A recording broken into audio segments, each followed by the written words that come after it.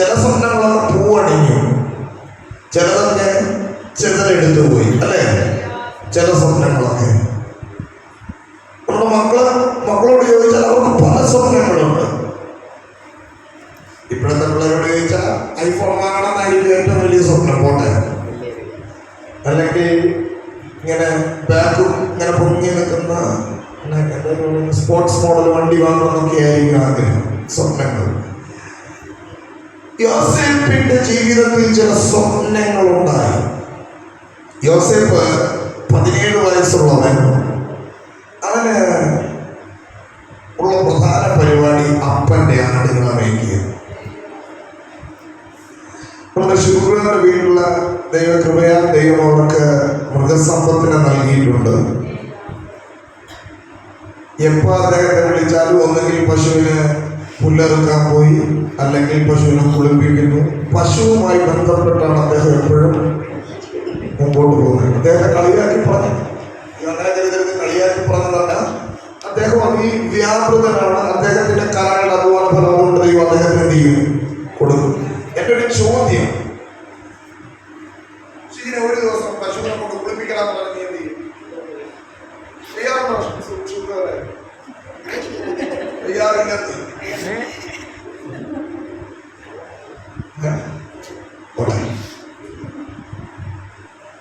ഇനി അതിന്റെ പേരിൽ നിങ്ങൾ വീട്ടിൽ പോയിട്ട് ഭൂകമ്പമൊന്നും ഉണ്ടാക്കരുത്. സ്നേഹത്തോടെ ഞാൻ പറയുക, യാക്കോബ് മക്കളോട് ആടിനെ മേയ്ക്കാൻ പറഞ്ഞപ്പോൾ, അയ്യേ എന്റെ പ്രായത്തിലുള്ള ആടിനെയും കൊണ്ട് പുറത്തിറങ്ങിയ നാട്ടുകാരി കളിയാക്കുമെന്നൊന്നും അവൻ എന്ത് ചെയ്തില്ല, പറഞ്ഞില്ല. പ്രിയമുള്ളവരെ, മാതാപിതാക്കൾ നമ്മളോട് പറയുന്നത് ചിലപ്പോൾ നമുക്കത്ര രസിക്കുന്നതൊന്നും ആയിരിക്കില്ല. പക്ഷെ അവരുടെ വാക്കിനെ ധിക്കരിക്കാതെ അതനുസരിച്ചാൽ സ്വർഗത്തിലെ ആത്മീയ അനുഗ്രഹങ്ങൾ നമ്മിൽ വന്നു ചേരും.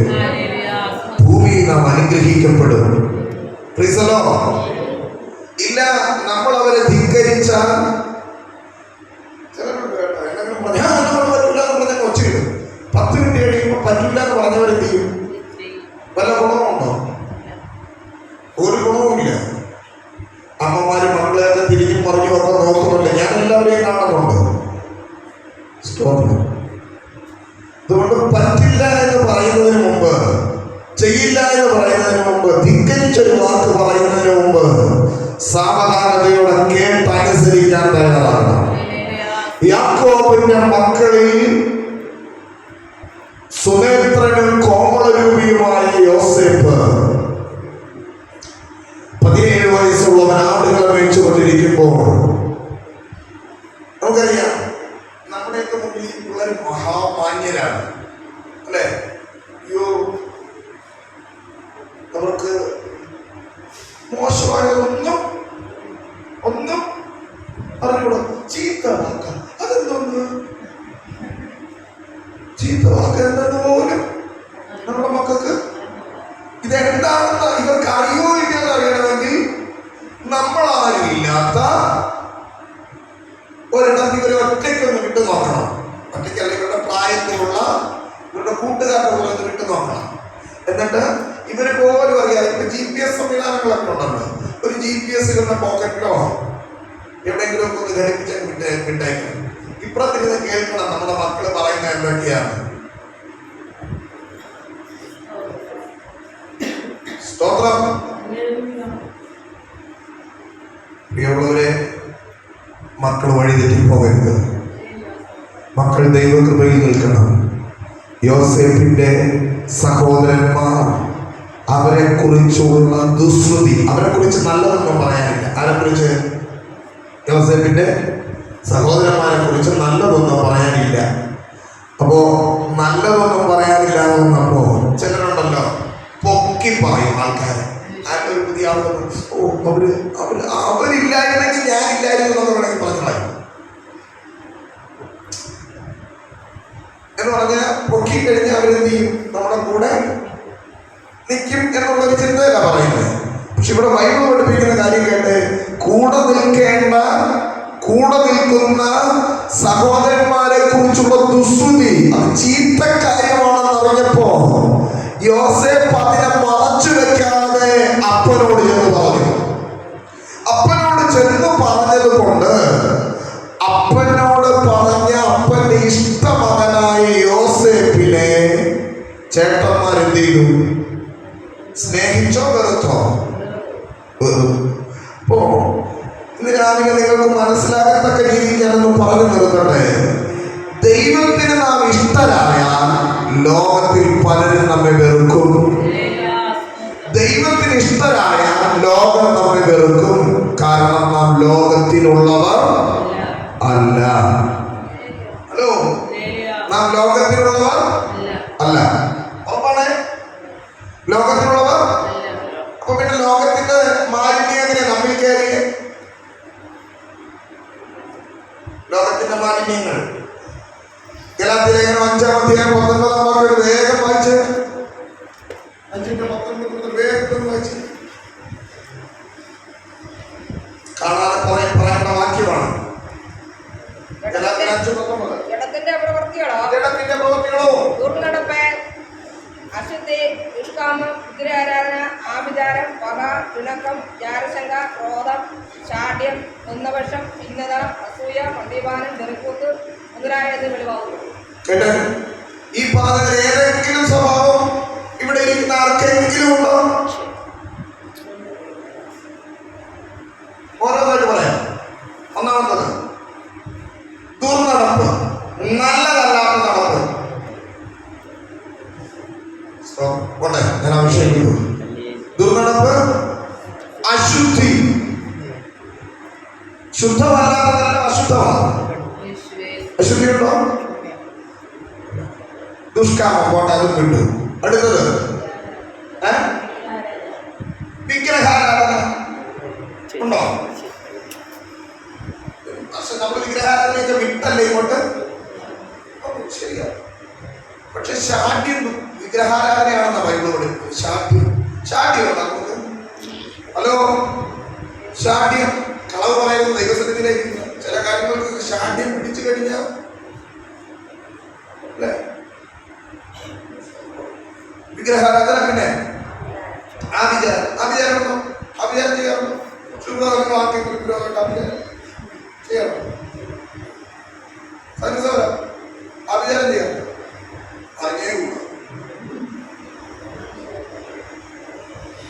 ബൈബിൾ വളരെ കൃത്യമായി പറയുന്നത് മത്സരം ആഭിചാര ദോഷം പോലെ. ഇപ്പൊ നാം മത്സരിച്ചാൽ വേറെ വലിയ ആഭിചാരം ഒന്നും ചെയ്യേണ്ട, ആ ദോഷം പോലെ ഇത് നമ്മിലേക്ക് എന്ത് ചെയ്യും? ഒന്നടിക്കും. അതുകൊണ്ട് ഇന്ന് രാവിലെ നമ്മൾ മത്സരിക്കുന്നവരാകരുത്. ബൈബിൾ പറയുന്ന മത്സരികൾ എവിടെ പാർക്കും? വരണ്ട ദേശത്ത് പാർക്കും. മത്സരികൾ വരണ്ട ദേശത്ത് പാർക്കും. അപ്പൊ ജീവിതത്തിൽ വരൾച്ച വരുന്നെങ്കിൽ ആരെയും കുറ്റപ്പെടുത്തണ്ട, ആരോടും പരാതി പറയണ്ട. ചെയ്യേണ്ടത് നമ്മിലേക്കൊന്ന് തിരിഞ്ഞു നോക്ക്. എന്നിലെ മത്സരം മാറ്റിക്കളയുക. ദൈവത്തോട് മത്സരിക്കുക, ദൈവവചനത്തോട് മത്സരിക്കുക, ദൈവദാസന്മാരോട് മത്സരിക്കുക, അപ്പനോട് മത്സരിക്കുക, അമ്മയോട് മത്സരിക്കുക, ഭർത്താവിനോട് മത്സരിക്കുക, ഭാര്യയോട് മത്സരിക്കുക. നിയമ സംവിധാനങ്ങളോട് മത്സരിക്കുക. നമുക്കറിയാം, ഹെൽമെറ്റ് വെച്ച് പോകണം. വച്ചിട്ടില്ല, മത്സരമായിരുന്നു. അവസാനം പോയി എവിടെയെങ്കിലും പറഞ്ഞു കേട്ടിട്ട് കർത്താവ് പോലും എന്നെ കരുതിയില്ല എന്നൊന്നും പറഞ്ഞു കളയുന്നത് മത്സരമാണ്. മത്സരിക്കരുത്. 50-ാം അധ്യായത്തിൽ നിന്നാണ് രാവിലെ പ്രസംഗിക്കാൻ ഞാൻ തയ്യാറായത്. പക്ഷെ എഴുന്നേറ്റ് നിന്നപ്പോഴാണ് 37-ാം അധ്യായത്തിന്റെ ശ്രദ്ധയിലേക്ക് വന്നത്. വേഗത്തിൽ പറഞ്ഞു തരുന്നുണ്ട്. അല്ലെങ്കിൽ ആഭിചാരം, പിന്നെ പക. പകയുണ്ടോ? പകയുള്ളവർ ആരോടെ? പക. അടുത്തത് പിണക്കം. നിങ്ങളെ കൊണ്ട് കളവ് പറയിക്കണ്ടെന്ന് വിചാരിച്ചിട്ട് ഞാൻ കൈപൊക്കിക്കാത്തതാണ്. പിണക്കം. ഹലോ, പിണക്കമുള്ളവർ. പിണക്കമുണ്ടോ?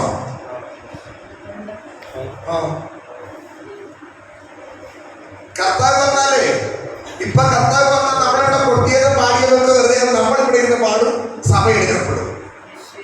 അതുകൊണ്ട് പിണക്കം വിട്ട് കളഞ്ഞിട്ട് ഈ ആലയത്തിന് പുറത്തേക്ക് പോകാവൂ. പറഞ്ഞു തീർക്കേണ്ടത് പറഞ്ഞു തന്നെ തീർക്കണം. ചിലർ പറയും, ഞാൻ ദൈവത്തോട് എന്ത് ചെയ്തിട്ടുണ്ട്?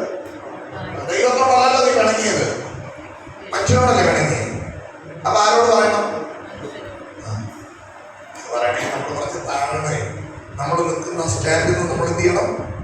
ഈ സ്റ്റേജിൽ നിന്ന് താഴോട്ട് ഇറങ്ങിയാലേ അത് പറയാൻ പറ്റും. അതിനാണ് നമുക്ക് മനസ്സിലാത്തത്. പക, പിണക്കം, അതെന്നാ സംഭവം? സംശയം. പിന്നെ സിസ്റ്റർക്ക് എന്നോട് എന്തെങ്കിലും വിഷമം ഉണ്ടെന്നിരിക്കണം, പിണക്കം ഉണ്ടെന്നിരിക്കണം. ഇല്ലല്ലോ സിസ്റ്റർ, പിണക്കം ഉണ്ടെന്നിരിക്കുന്നത്. സിസ്റ്റർ എന്നെ നോക്കി, തൊട്ട് പുറകെ മോഹൻ സമയം നോക്കി, അപ്പനും മോളും കൂടെ നോക്കി ഒന്ന് ചിരിച്ചു. എൻ്റെ ഉള്ളിൽ സംശയം. എന്നെ നോക്കിയ ഉടനെ അവർ തമ്മിൽ നോക്കിയിട്ട് ചിരിച്ചു. എന്തോ രണ്ടുപേരും കൂടെ നമുക്കിട്ട് പണിയുന്നുണ്ട്. ഈ ശങ്ക, ഈ സംശയം, ജാരശങ്ക, ക്രോധം. അയ്യോ, ചിലരുടെയൊക്കെ ക്രോധം വേണ്ട. ക്രോധം, ശാഠ്യം.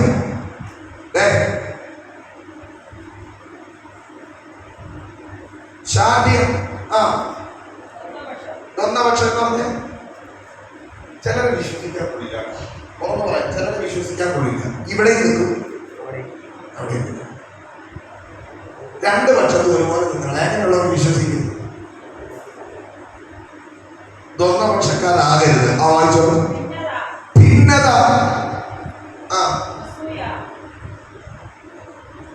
ഇന്നലെ പറഞ്ഞൊന്നും നമ്മൾ ആർക്കും ഇല്ലെങ്കിലും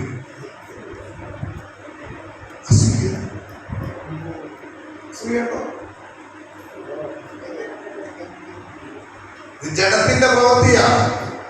ഈ ജഡത്തിന്റെ പ്രവൃത്തിയിൽ നിൽക്കുന്നിടത്തോളം കാലം നാഥനെ പ്രസാദിപ്പിക്കാൻ നമുക്ക് കഴിയില്ല.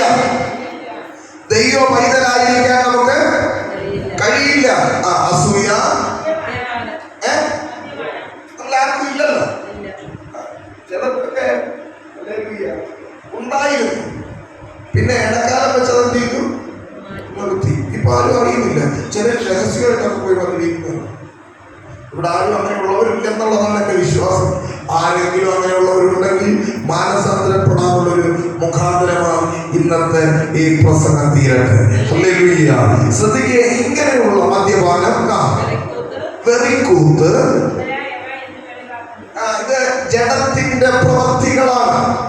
ഇത് ഹല്ലേലൂയ നീക്കിക്കളഞ്ഞില്ലെങ്കിൽ ഇവരെ കുറിച്ച് നല്ലതൊന്നും പറയാനില്ല. ഇങ്ങനെയുള്ള കാര്യങ്ങളൊക്കെ കണ്ടപ്പോൾ യോസേപ്പ് എന്നത് അപ്പനോട് പറഞ്ഞു. യോസേപ്പ് സ്വപ്നവും കണ്ടു. രണ്ട് സ്വപ്നം കണ്ടു. രണ്ട് സ്വപ്നം 15 ഞാൻ വാക്കുകൾ ചൊല്ലുക. രണ്ട് സ്വപ്നം യോസേപ്പ് കണ്ടു. കണ്ട സ്വപ്നങ്ങൾ ഇവ മറച്ചു വെച്ചില്ല അപ്പനോട് എന്നു പറഞ്ഞു. അപ്പൻ ഇതൊക്കെ ഹൃദയത്തിൽ സംഗ്രഹിച്ചു. 17 വയസ്സുള്ള മകൻ കണ്ട സ്വപ്നം അപ്പൻ നിനക്ക് വട്ടാണെന്ന് പറഞ്ഞ് വിട്ടുകളഞ്ഞില്ല. അപ്പൻ മകന്റെ വാക്ക് ഹൃദയത്തിൽ കരുതി. നമ്മുടെ മക്കളെ നമ്മളോട് എന്തെങ്കിലും പറഞ്ഞാൽ പണ്ടാ നിനക്ക് വിവരമില്ലെന്ന് പറയരുത്. അവർ പറയുന്നത് ശ്രദ്ധിക്കുക. വല്ല കാര്യമുള്ള കാര്യമാണെങ്കിൽ അത് അംഗീകരിക്കുക. ഇല്ലെങ്കിൽ അവരോട് പറയുക, ഈ കാര്യം ഇപ്പം നടപ്പുള്ളതല്ല, ഈ കാര്യം പിന്നെ നിങ്ങൾ ചിന്തിച്ചാൽ മതി. ഇന്നലെ രാത്രി കിനിമോൻ എൻ്റെ അടുത്ത് വന്നിട്ട് പറഞ്ഞു, പപ്പ എല്ലാവർക്കും ഫോണുണ്ട്, എനിക്കും ഫോൺ വേണം. എന്നിട്ട് അവൻ ഓൺലൈനിൽ പല ഫോണിൻ്റെയും ഫീച്ചേഴ്സും ഫോട്ടോസും ഒക്കെ എടുത്തെന്നെ കാണിച്ച് 18,000 രൂപയേ ഉള്ളൂ, 20,000 രൂപയേ ഉള്ളൂ, ഒരെണ്ണം വാങ്ങിത്താൻ മാസം 300 രൂപ, 600 രൂപ, 800 രൂപയൊക്കെ ആണുള്ളൂ. ഞാൻ പറഞ്ഞു, ഫ്രീ ആയിട്ട് തരാമെന്ന് പറഞ്ഞാലും ഫോൺ നിനക്ക് വാങ്ങിത്തരുന്നത്. ആ തീരുമാനത്തിൽ ഇപ്പോഴും മാറ്റമൊന്നുമില്ല. ദൈവസന്നിധിയിലാണ് നിൽക്കുന്നത്. ഫോൺ വാങ്ങിത്തരാം, കീപാഡിൻ്റെ ഫോൺ, ഞെക്കുന്ന ഫോൺ, അത് വാങ്ങിത്തരാം. സ്തോത്രം. ടച്ച് എന്തായാലും നിനക്ക് ഇപ്പൊ വാങ്ങുന്നില്ല. അത് തീരുമാനം തന്നെയാണ്. അതിന് യാതൊരു മാറ്റവും. സ്തോത്രം. നമ്മുടെയൊക്കെ ഉള്ളിൽ എന്തുകൊണ്ടാണ് അങ്ങനെ ഞാൻ തീരുമാനിക്കാൻ കാരണം എന്ന് ചോദിച്ചാൽ, എന്റെ മകനെ എനിക്കല്ലേ അറിയൂ. ഇത് കയ്യിൽ കിട്ടിയതിനെ എങ്ങനെയൊക്കെ ഉപയോഗിക്കപ്പെടാൻ സാധ്യതയുണ്ടെന്ന് എനിക്കറിയാം. തെറ്റിപ്പോകാൻ സാധ്യതയുണ്ടെന്ന് എനിക്കറിയാം. അവൻ മോശക്കാരനാണെന്നല്ല പറഞ്ഞു. അവൻ തെറ്റിക്കപ്പെടാൻ, അവൻ വഴിതെറ്റിപ്പോകാൻ സാധ്യതയുണ്ടെന്ന് എനിക്കറിയുന്നത് കൊണ്ട് ഞാൻ എന്ത് ചെയ്യുക? വേണ്ടെന്ന് വയ്ക്കുക. എന്ന് പറഞ്ഞ് ഫോൺ ഉപയോഗിക്കുന്നവരെല്ലാവരും തെറ്റിപ്പോകുമെന്നല്ല പറഞ്ഞേ. ഇന്നത്തെ കാലം വല്ലാത്തൊരു കാലമാണ്. സ്തോത്രം. നിങ്ങൾ അറിഞ്ഞോ? അല്ലെങ്കിൽ തിരുവനന്തപുരത്ത് ഹണി ട്രാപ്പ് നടന്നുകൊണ്ടിരിക്കുക. ഇന്നലെയും നടന്നു. 4.5 ലക്ഷം രൂപ അവർക്ക് പോയി. അതുകൊണ്ട് നമ്മുടെ ജില്ലക്കകത്തെ ഫോണിൽ വരുന്ന കോളൊക്കെ എടുക്കുമ്പോൾ, ഫോണിൽ പരിചയമില്ലാത്ത വീഡിയോ കോൾ വരുമ്പോൾ, പരിചയമില്ലാത്ത മെസ്സേജുകൾ വരുമ്പോൾ, പരിചയമില്ലാത്ത ഫോൺ വരുമ്പോൾ എടുത്ത് ഹലോ പറയാൻ നിൽക്കരുത്. ബാങ്കും കാലിയാവും, ജീവിതവും കാലിയാവും. അതുകൊണ്ട് സൂക്ഷിച്ചോണം, ശ്രദ്ധിച്ചോണം. ഓക്കെ, ഞാൻ ആ വിഷയം കൊണ്ട് വിടുകയാണ്. യോസേഫ് സ്വപ്നം കണ്ടു. 17 വയസ്സുള്ളവൻ കണ്ട സ്വപ്നം അപ്പൻ ഹൃദയത്തിൽ സംഗ്രഹിച്ചു. കാലങ്ങൾ ചിലത് കഴിഞ്ഞപ്പോ കണ്ട സ്വപ്നത്തിന് വിപരീതമായ ഒരു ജീവിതത്തിൽ വന്ന് ഭവിച്ചു. നമ്മുടെയൊക്കെ സ്വപ്നങ്ങൾ പലതും നമ്മൾ പ്രതീക്ഷിച്ചതുപോലെയൊന്നും ആത്മാർത്ഥമായിട്ട് ഞാൻ ചോദിക്കട്ടെ, നിങ്ങളുടെയൊക്കെ ജീവിതത്തെ കുറിച്ചുള്ള സ്വപ്നം അതുപോലെ സംഭവിച്ചു? നമ്മളൊക്കെ സ്വപ്നം കണ്ട ജീവിതമാണ് നമ്മൾ ജീവിക്കുന്നത്. ആണോ ശുഭ്രത? അത് ഭാര്യയെ കിട്ടിയതിന് പറ്റിയ പ്രശ്നമല്ല, ഭർത്താവിനെ കിട്ടിയതിന് പറ്റിയ പ്രശ്നമല്ല. ജീവിതം അങ്ങനെയായിരുന്നു. ചിലരൊക്കെ പറയുന്നത് നിന്നെ എല്ലാം വേണ്ട ആരെയെങ്കിലും കെട്ടിയിരുന്നെങ്കിൽ ഞാൻ എവിടെയൊക്കെയോ ശരി, എവിടെയൊക്കെയോ എത്തിപ്പോയനെ. മര്യാദയ്ക്ക് ജീവിക്കാൻ പറ്റില്ലായിരുന്നു. തക്ക തുണയാ ദൈവം നമുക്ക് ഓരോരുത്തർക്കും തന്നെ.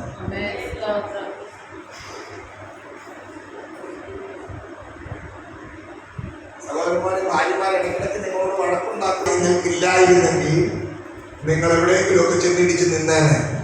അങ്ങനെ ചെന്നിടിച്ച് നിൽക്കാതിരിക്കാൻ ആ വഴക്കുണ്ടാക്കുന്നവരാണ് അതിനെ വീട്ടിനകത്ത് തന്നെ. സ്വന്തം വഴക്കുണ്ടാക്കുന്ന ഭർത്താക്കന്മാരെ തന്നെങ്കിൽ നിന്റെ ക്ഷമ പഠിപ്പിക്കാൻ സഹോദരിമാരെ അങ്ങനെ ഒരെണ്ണത്തിനെ തന്നത്. അതുകൊണ്ട് അപ്പാ തൊടണേ, ഇടപെടണേ എന്നൊന്നും പറഞ്ഞു കളയല്. കർത്താവ് തൊട്ടാൽ അത് ഭാരമാകും. അതുകൊണ്ട് കർത്താവെ, ഇതിനെ നന്നായി സഹിക്കാൻ, ഇതിനെ നന്നായി വഹിക്കാൻ എനിക്ക് കൃപ തരണേ എന്ന് പ്രാർത്ഥിക്കണം. ഞാനും എന്നും പ്രാർത്ഥിക്കുന്നുണ്ട്, കർത്താവെ അനുവിനെ നന്നായി വഹിക്കാനും സഹിക്കാനും എനിക്ക് കൃപ തരണേ. അങ്ങനെ പ്രാർത്ഥിച്ചിട്ട് ഞാൻ എന്താ സഹിക്കുന്നത്? സത്യം. അല്ലാതെ വെറുതെ നിന്ന് അവള് വലിയ പ്രശ്നക്കാരികളല്ല. എന്തോ പോട്ടെ, ഹല്ലേലൂയ ഹല്ലേലൂയ. പ്രശ്നക്കാരികളല്ല. പക്ഷേ ജീവിതത്തിൽ പലപ്പോഴും സ്വപ്നം താറുമാറായെന്ന് തോന്നാം. ഇപ്പൊ യോസേഫ് ചെന്നുപെട്ടത് കച്ചവട ചന്തയിൽ, അടിമ ചന്തയിൽ. ഒരടിമ ചെറുക്കനായി അവൻ ചെന്നുവിട്ടു. കാരാഗ്രഹത്തിനകത്ത് ചെന്നുവിട്ടു. എന്നാൽ ഈ വന്ന പ്രതിസന്ധികളെല്ലാം ഉണ്ടല്ലോ, ഇവരുടെ സ്വപ്നത്തിന്റെ സാക്ഷാത്കാരത്തിലേക്കുള്ള വഴികളായിരുന്നു. മെയ് മാസം 25-ാം തീയതി തകർന്ന ഹൃദയത്തോടെ ഭാരത്തോടുകൂടെ കർത്തൃസന്നിധിയിൽ നീ ആയിരിക്കുമ്പോൾ, അപ്പൊ ഞാൻ സ്വപ്നം കണ്ടൊരു ജീവിതം, ഞാൻ സ്വപ്നം കണ്ടൊരു നല്ല കാലം എനിക്കോ എൻ്റെ കുടുംബത്തിനോ ഇല്ലല്ലോ എന്ന് പറഞ്ഞ് ആകുലപ്പെടുന്നെങ്കിൽ നിങ്ങളോടുള്ള ദൈവശബ്ദമായി ഞാൻ പറയട്ടെ, ഇന്ന് നിങ്ങൾ കടന്നു പോകുന്ന ഈ വേദനകളെല്ലാം നിങ്ങളുടെ സ്വപ്നങ്ങളുടെ സാക്ഷാത്കാരത്തിലേക്കുള്ള വഴികളാണെന്ന് മറക്കരുത്. അങ്ങനെ സ്വപ്നം സാക്ഷാത്കരിക്കപ്പെട്ട യോസേഫ് പറഞ്ഞ ഒരൊറ്റ വാക്യം വായിച്ച് ഞാൻ വാക്കുകളെ ചുരുക്കുകയാണ്. ഉൽപ്പത്തി പുസ്തകം 49-ാം അധ്യായം, 50-ാം അധ്യായം, അതിന്റെ 24-ാം വാക്യം.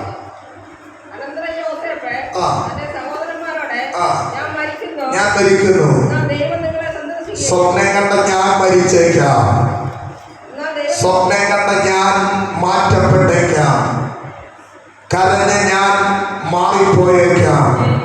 പക്ഷെ ഇന്ന് പകലിൽ നിങ്ങളുടെ മുമ്പിൽ പ്രസംഗിക്കുന്ന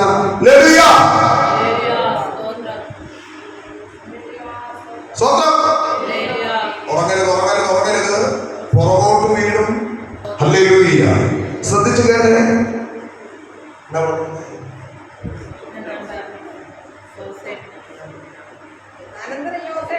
ഞാൻ മരിക്കുന്നു, സ്വപ്നം കണ്ട നമ്മൾ ഒരുപക്ഷെ മരിച്ചേക്കാം. ഒരുപക്ഷെ ഇത് പ്രസംഗിക്കുന്ന മാസ്റ്റർ ഈ ആഴ്ചയിൽ എപ്പോഴെങ്കിലും മരിച്ചു പോയേക്കാം. പക്ഷേ ഈ പറയുന്ന വാഗ്ദത്തങ്ങൾ മരിക്കത്തില്ല. വാക്ക് പറഞ്ഞവരും എന്ത് ചെയ്യില്ല? മരിക്കില്ല. മനസ്സിലാക്കുന്നവർക്കായി ദൈവത്തെ സ്തുതിക്കുന്നു. ഈ ആഴ്ച മനപ്പാശ മരിക്കാൻ പോകുന്ന നല്ല പറഞ്ഞ ലോക സംഭവങ്ങൾ, ഹല്ലേലൂയ, മരണം, ഈ ആരെ കടന്നു പിടിക്കണമെന്ന് ചുറ്റി തിരിഞ്ഞ് നടക്കുമ്പോ ഒരുപക്ഷെ നറുക്കെരിക്കും വീണേക്കാം. പക്ഷെ ഭാരമില്ല, ഭയമില്ല. ഒരു കാര്യം ഉറപ്പാണ്, വാക്കു പറഞ്ഞവൻ വിശ്വസ്തനാണ്. അവൻ വെറുതെ വിട്ടുകളയില്ല, അവൻ തള്ളിക്കളയുന്നവനല്ല. ഒരമ്മ തന്റെ കുഞ്ഞിനെ മറക്കുമോ? താൻ പ്രസവിച്ച കുഞ്ഞിനോട് കരുണ തോന്നാതിരിക്കുമോ? അവൾ നിന്നെ മറന്നാലും ഞാൻ നിന്നെ മറക്കയില്ലെന്ന് പറഞ്ഞ നല്ല കർത്താവ് നമ്മെ നടത്താൻ ശക്തനാണ്.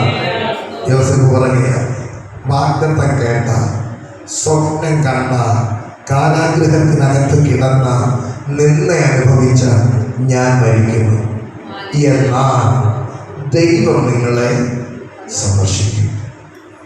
അടുത്തത് ആ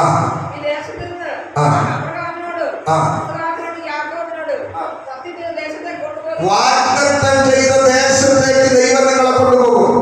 ചുരുക്കത്തിലേ ഉള്ളൂ, ദൈവം ഒരു വാക്ക് പറഞ്ഞാൽ ദൈവം എത്തിക്കും, അത് ചെയ്യും.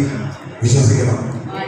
ഈ ആഴ്ച നിങ്ങളോട് പറയാൻ കർത്താവിനെ ഏൽപ്പിച്ച അൾട്ടിമേറ്റ് എയിമിന്റെ ദൂതിന്റെ അവസാനം ഇതാണ്: ദൈവം വാക്ക് പറഞ്ഞ ദൈവം എന്ത് ചെയ്യും? നിവർത്തിക്കും. വിശ്വസിക്കണം. ഇന്ന് കാണുന്നതെല്ലാം പ്രതികൂലമായിരിക്കും, ഇന്ന് കാണുന്നതെല്ലാം അസാധ്യമായിരിക്കും, ഇന്ന് കാണുന്നതെല്ലാം ആ വാഗ്ദത്തത്തിന്റെ നിവൃത്തിയിലേക്ക് വരാൻ യാതൊരു സാധ്യതയില്ലാത്ത അവസ്ഥകളായിരിക്കും. പക്ഷെ അസാധ്യങ്ങളെ സാധ്യമാക്കുന്ന സർവശക്തൻ ഇന്ന് പകൽ നിങ്ങളുടെ കരം പിടിക്കും. എല്ലാ കണ്ണുകളും ദൈവസന്നിധിയിൽ അടച്ചാട്ടെ. അല്ലെങ്കിൽ എല്ലാ കണ്ണുകളും ദൈവസന്നിധിയിൽ അടയ്ക്കാം. എല്ലാവർക്കും ആയിരിക്കുന്ന സ്ഥാനങ്ങളിൽ പ്രാർത്ഥനയോടെ എഴുന്നേൽക്കാം.